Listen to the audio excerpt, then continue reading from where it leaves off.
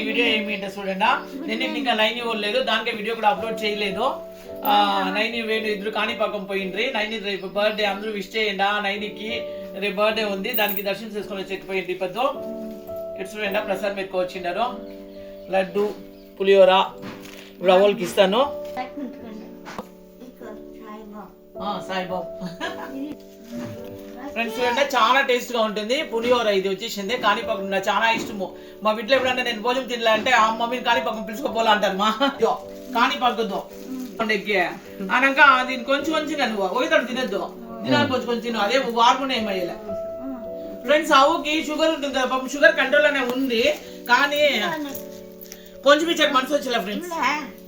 అది చాలా ఇస్తా ఉంటాను, ఒక్కొక్కటి ఇస్తా ఉంటాను. కొంచెం కొంచెంగా తినమని డైలీ ఒక ఇది తినమని చూపించి బాక్స్ లో పెట్టుకొని కొంచెం కొంచెం. ఇది లడ్డు ఇదో కామాక్షమ్మ సాయంకాలం తింటారంట మా ప్రసాదము. సాయంకాలం అట్లా ఇది నాకు ఫ్రెండ్స్, నాకు చాలా ఇష్టం ఫ్రెండ్స్. లడ్డు లడ్డు కాదు ఫ్రెండ్స్, గింజల సాంబారు. ఇల్లే ఇట్టుకోపోదా ప్రసాద్ అన్నా, కొంచెం వేసుకుంది మా అన్నకి తింటుందంట. తిన్ను తిన్ను ఫ్రెండ్స్. ఇది ఉప్మా పొద్దునే చేసింది. ఆవుకు చాలా ఇష్టము, నాకు కూడా ఇష్టం. ఉప్మా ఉంటే వేస్ట్ చేయకుండా మేము మధ్యాహ్నం కూడా తినుకుంటాము. ఆవులకి కొంచెం కొంచెం చేస్తా ఉన్నాను. అవ్వ అడిగినారు కాబట్టి వేస్తా ఉండేది, లేదంటే తిండే తినాలని ఏమీ లేదు. నోడు ఉప్పు ఇటు సాక అయినా చూడ ఆకలా ఆకలి అయినా చూడపా అమ్మ ఇంకో చేసినా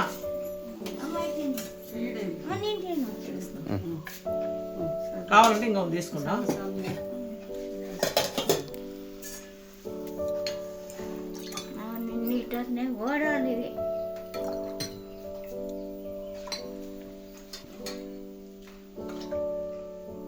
చాలండి అవల్కి. White rice వద్దన్నారండి.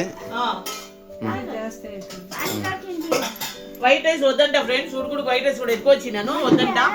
తరకారీ సారు, ఉప్పిటు తింటాను. ప్రసాదము ప్రసాదము దేవుడు ప్రసాదము, లడ్డు లడ్డు అంటుకోండు, ఒక్కాకు, మజ్జిగ,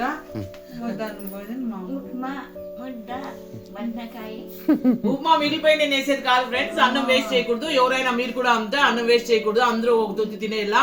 ఇక్కడ అవ్వ అయితే నాకు ఉప్మా ఇష్టం, నాకు 3 పూటలు బిడ్డలు కావాలంటే తింటారంటా ఉంటారు. ఉప్మా నాకు కూడా ఇష్టమే, బాగుంటుంది, అందుకే కొంచెం కొంచెం పెట్టినాను. ఇదంతా జాస్తి ఉంది, వైట్ రైస్ వద్దు అంటా ఉంటారు.